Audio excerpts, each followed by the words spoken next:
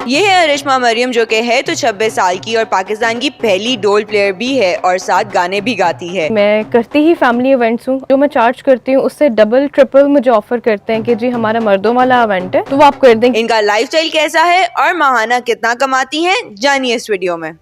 Urdu point की videos देखने के लिए हमारा चैनल सब्सक्राइब कीजिए और बेल के आइकन पर क्लिक कीजिए ताकि आप हमारी तमाम आने वाली वीडियोस से बाखबर रह सकें।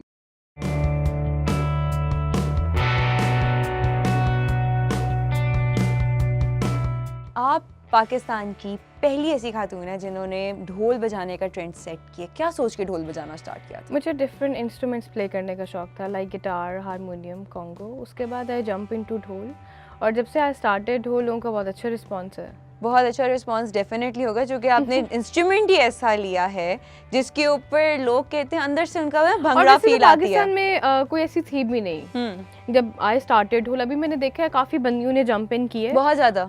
लेकिन जब मैंने स्टार्ट किया था तब कोई भी नहीं था। सो आप एक ट्रेंड सेटर भी इसका मतलब कहलाई जाओगे कल को, कि आपने जब से ट्रेंड सेट किया। वाकई I have seen many females कि जो ढोल 2-3 ढोल भी अपने गले में डाल के वो गोल गोल घूम रही हैं और काफ़ी ट्रेंड सेट कर रही हैं। सो आपका पहला इवेंट कब और कहाँ हुआ? पहला इवेंट वाज इन लाहौर और बहुत अच्छी फीलिंग्स थी और मैं बहुत ज़्यादा एक्साइटेड थी कि फाइनली जो मैं चाहती हूँ I am going to do it, और बहुत मज़ा आया। सीखा कैसे और कब? सीखने में जी बहुत बड़ी जर्नी है। मैं नाम नहीं लूँगी जिनसे मैंने स्टार्ट किया, डेथ हो चुकी भी उनकी, लेकिन अगर आज वो मुझे सिखा देते तो मैं कहती कि हाँ जी वो मेरे टीचर्स हैं, लेकिन अब वो उन्होंने नहीं सिखाया। काफ़ी सारे टीचर्स चेंज करने के बाद फिर एक रिक्शा के पीछे नंबर लिखा हुआ था सर इमरान का। उस नंबर पे कॉल किया और उनसे कहा कि आप घर आएँ, मुझे ढोल सीखना है। तो उन्होंने कहा कि हाँ आप उधर आते हो सीखने, तो क्या रीज़न है? मैंने कहा जी वो नहीं सिखाते हैं। अच्छा चलें आप मुझे पिक एंड ड्रॉप दे दिया करें। तो पिक एंड ड्रॉप थोड़ा मुश्किल था, तो उनके सर आपको बाइक ले देते हैं। सर को बाइक ले दी और सर ने फिर आना शुरू कर दिया क्लासेस के लिए। सर दोपहर 1 बजे आते थे और फिर जैम सेशन हमारा स्टार्ट हो जाता था और मैंने 1 महीना में शो करना स्टार्ट कर दिए थे। नाइस, ये तो बहुत अच्छी अचीवमेंट है। अक्सर लोग होते हैं जो काफ़ी अरसा भी लगा लें तो उनको बीट नहीं पकड़ पाते। कोई भी इंस्ट्रूमेंट है, वो ढोल है, वो कॉन्गो है, वो म्यूज़िक से हट के कुछ भी है, वो पेंटिंग है, कुछ भी है, आपका जितना इंटरेस्ट होगा ना आप अपने इंटरेस्ट से उसको गेन करते हैं, आप अपने पैशन से उसको सीखते हैं।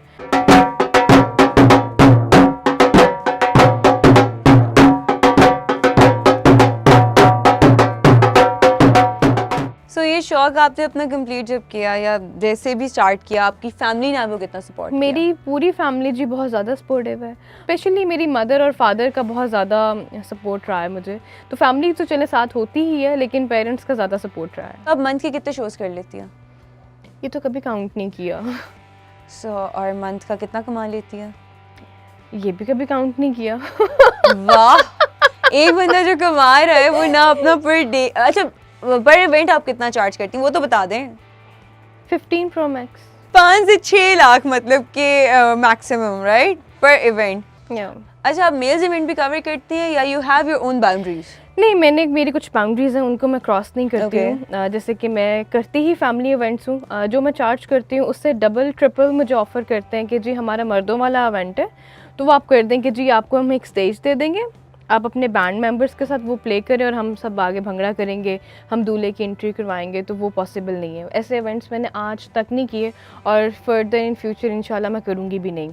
आप अगर 6 लाख पर इवेंट ले रहे हो फैमिली इवेंट्स के लिए, अगर कोई मेल इवेंट के लिए आपको 20 to 50 लाख भी देता है तो क्या आप जाएंगे? 1 करोड़ भी दे मैं तब भी नहीं करूँगी। That is the nice thing, क्योंकि अपनी बाउंड्रीज को रख के बंदा चलता है, ऐसे तो नहीं चलता। तो अब मैरिड है? नहीं। What is your age? 26। You're 26, you're not married. तो किस किस्म का लड़का चाहिए? किस किस्म का? अच्छा हो, गुड लुकिंग हो, और क्या होता है लड़के में, बस यही। और शरीफ और नेक नहीं, जिस तरह मर्जी हो, डांडी टाइप या लाइक आप कह सकते हो कि मॉडल टाइप हो। देखिए अगर हम बात करें लुक्स की तो वी आर नो वन कि हम किसी को कहें कि वो इस तरह की लुक्स होनी चाहिए, ये वो सब प्यारे होते हैं क्योंकि अल्लाह पाक ने सबको बनाया तो सब प्यारे होते हैं। बस अच्छा होना चाहिए, केयरिंग होना चाहिए, और क्या चाहिए। ओके, अभी आगे आपने कोई जॉब करने का सोचा है? मैं क्यों जॉब करूँगी? नहीं, कभी वो कहते हैं ना मतलब कि एक्स्ट्रा बिजनेस होना चाहिए, लाइक कोई online business business strategies type. मैंने 1-2 बनाई हुई सोची हुई है, वो इंशाल्लाह मेरा प्लान है। अच्छा, अभी तक कौन कौन सी कंट्रीज में परफॉर्म कर चुकी हैं? चाइना और उसके अलावा दुबई और कमिंग अप में टर्की है और पेरिस है, वो मेरी बात चल रही है। वहाँ पे आपने कितने चार्जेस किए कि आप 3 से 4 15 प्रो मैक्स तो होंगे ना एक शो के। मतलब कि what I want to ask you is कि पाकिस्तान पेज यू मोर या बाहर की कंट्रीज आपको ज़्यादा अकोमोडेट करती है? बाहर देखें, आपको स्पेसिफिकली आपने एक कोड कर दिया वो आपको मिलेंगे। पाकिस्तान में तो हमारा वेल सिस्टम भी चलता है, लेकिन मैं वेल के चक्करों में नहीं पड़ती हूँ। वो बहुत ऑड सिस्टम लगता है। एक तो ऑड लगता है मुझे, और मैं उस सिस्टम में भी नहीं पढ़ती हूँ। तो हमारे इवेंट्स ऑब्वियस सी बात है पाकिस्तान में ज़्यादा होते हैं। अगर बाहर मुझे कोई बुलवाता है तो मैं ज़्यादा कॉस्टली पढ़ती हूँ। ज़ाहिर है बिज़नेस क्लास टिकट है, फिर स्टे है, वीज़ा है, वो फिर ज़ाहिर है जिन्होंने भी लॉक करने उनको मैं एक्सपेंसिव पढ़ती हूँ। एप्रिसिएशन कहाँ ज़्यादा मिली है, बाहर की कंट्री में या पाकिस्तान में? दोनों। चाइना परफॉर्म किया तब भी बहुत ज़्यादा अप्रिसिएशन थी। दुबई वेडिंग इवेंट किया, एक्सपो किया, उसकी बहुत ज़्यादा लोगों को एक वाइब थी कि है लड़की ढोल वाली है। और उसके अलावा पाकिस्तान में तो कहीं भी परफॉर्म किया है तो लेडीज़ स्पेशली इतना कंफर्ट फील करती हैं। लेडीज़ ढोल को बहुत ज़्यादा इंजॉय कर पाती हैं फीमेल ढोल की वजह से।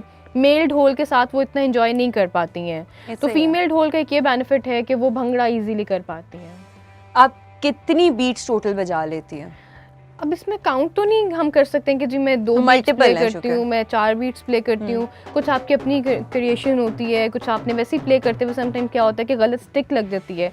लेकिन वो गलत स्टिक समटाइम आपको वो अच्छी लग रही होती है कि यार ये साउंड अच्छा दे रहा है, तो आप उस पर प्रैक्टिस स्टार्ट कर देते हैं। तो इसमें आप काउंट नहीं कर सकते हैं आपको कितनी बीट्स आती हैं, उसमें तो 1000 ऑफ बीट्स हैं। आपने खुद कितनी क्रिएशन की अभी तक? क्रिएशन में भी मैंने 1-2 ही की हैं। सो ढोल, कीपिंग ढोल अपार्ट नाउ, सिंगिंग का शौक कब पैदा हुआ और सिंगिंग में कब आपने कदम रखा? सिंगिंग जो अभी मैं सीख रही हूँ, ज़िशान रोकरी सबके साथ मैंने काफ़ी सारे कोलैबोरेशंस किए हैं। और मैं प्रॉपर उर्दू स्पीकिंग हूँ, वो प्रॉपर सराइकी स्पीकिंग है। उनके साथ मैंने एक पश्तो ट्रैक किया और 1 2 3 4 5 मैंने सराइकी ट्रैक किए, जिसमें से एक मैंने गाया भी। और ज़िशान बहुत ज़्यादा जिसको कहते हैं खुद भी वो बहुत मेहनती और मुझे भी बहुत मेहनत कराई सराइकी गवाने में क्योंकि वो थोड़ा डिफरेंट टोन है और थोड़ा मुश्किल था काफ़ी। और कमिंग अप में है सॉन्ग ज़िशान के साथ। मैं भी आपको अपना रूम विजिट कराती हूँ। मेरा मेकअप रूम है जिसमें रूम तो माशाल्लाह बहुत प्यारा है। मेरे पास ह्यूज नेल पॉलिश कलेक्शन है। मैं नेल पॉलिश के बगैर नहीं रह सकती हूँ। I can live without makeup but I can not live without nail paint. उसके अलावा जी मैं ज़्यादातर मेन परफ्यूम्स लगाती हूँ। ये आदत मुझे अपने फादर से पड़ी है क्योंकि उनके परफ्यूम्स मैं लगाती थी। तो मेरे पास अगर 20 परफ्यूम्स हैं तो 20 में से 19 परफ्यूम्स जो हैं वो मेन परफ्यूम है। मैं सारी आपकी कलेक्शन बाहर किया कि बाहर से लिए कि यहीं से लोकल लिए? कुछ बाहर से लिए, कुछ यहीं से लिए। कुछ गिफ्ट्स? नहीं, गिफ्ट्स मुझे कम ही मिलते हैं। अच्छा। और मैं देख सकती हूँ कि आपके पास एक बॉडी स्प्लैशेस की भी बहुत बड़ी ये बॉडी इन बाथ की रेंज मैं खुद से ही लेके आई थी जब मैं उम्रा करने गई हुई थी। ये बॉडी इन बाथ से फिर मैंने ख़रीदे। फिर मुझे फ्रेग्रेंस कैंडल्स का बहुत शौक है और ये इसकी भी मेरे पास पूरी रेंज है। कुछ बाहर पड़ी हुई है, कुछ नीचे पड़ी हुई है, कुछ ये ऊपर रूम में है। मुझे फ्रेग्रेंस कैंडल्स बहुत पसंद है तो मैं फिर यही ज़्यादा यूज़ करती हूँ। आपका हमने मेकअप रूम तो देख लिया, अब चलें आपकी एक्टिविटीज़ की तरफ चलते हैं। कुछ जिम चल के एक्सरसाइज भी करते हैं, चलें।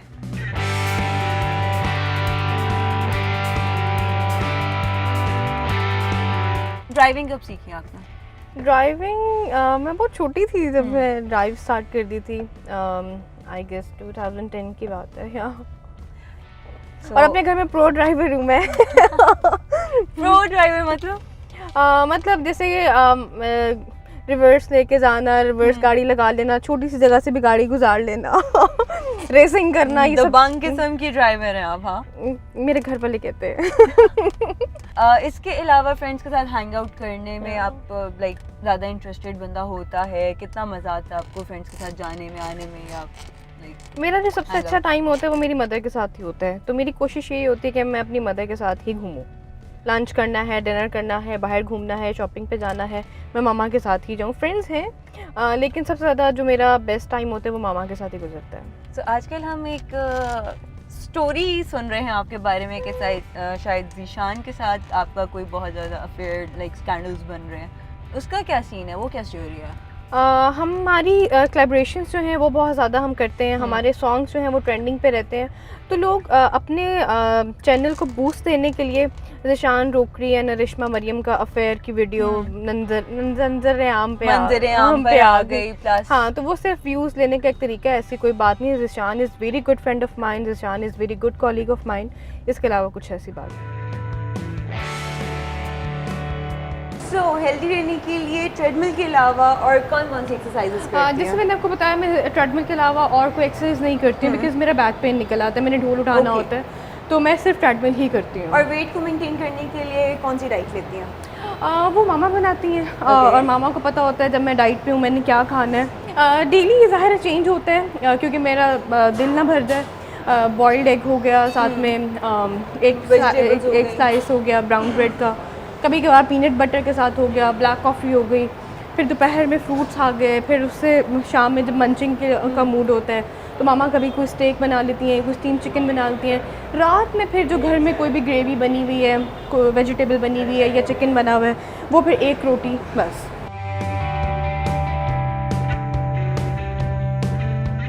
सो right now we are at nail bar, और nail bar is my happy place. Nail bar की जो ओनर हैं Anisha, she is very good friend of mine. तकरीबन 10 साल से तो वो मेरी दोस्त हैं और कोई 20 ईयर से मेरी बहनों की दोस्त है। अच्छा रेशमा, मुझे आप एक बात बताओ, अपनी स्किन को फ्रेश रखने के लिए क्या प्रोडक्ट यूज़ करते हो? अच्छा, मुझे एक्ने आती जाती रहती है, जिससे स्किन के हैप्पी एंड सैड डेज़ होते हैं, तो मुझे थोड़ा सा ये प्रॉब्लम है क्योंकि आपका मेकअप हुआ होता है, फिर लाइट्स की हीट पड़ती है, तो मुझे एक्ने ऑन एंड ऑफ आती जाती रहती है। तो मेरी डॉक्टर मैविश हैं जो वो मुझे कंसल्ट करती हैं, जो मुझे बताती हैं, फिर मैं उसी को फॉलो करती हूँ। सो आप फेशियल वगैरह मंथ में कितनी दफ़ा ले लेती हैं, जो कि इवेंट्स भी ऑफन ऑन आते हैं? ऑब्वियसली आपको you have to look good, you have to look like अपने अपने को प्रेजेंटेबल होना पड़ता है हमें। और अच्छा, मैं फेशियल वगैरह के लिए इतना फ्रीक्वेंट नहीं हूँ, ज़्यादा मैं नेल बार आती हूँ, मैनी पेडी हाथ पैरों का। I think you love nail polish. या एक्चुअली ये ज़्यादा कलेक्शन घर में भी नेल पॉलिश की है। बस मैं जैसे आपको बताया कि मैं मेकअप के बगैर रह सकती हूँ, नेल पॉलिश के बगैर नहीं रहा जाता। So, इसी के साथ मुझे और अरिश्मा को इजाज़त दीजिए। इसके बाद I guess we are going for dinner. So इंशाल्लाह जल्द हाजिर होंगी, तब तक के लिए अल्लाह हाफिज़।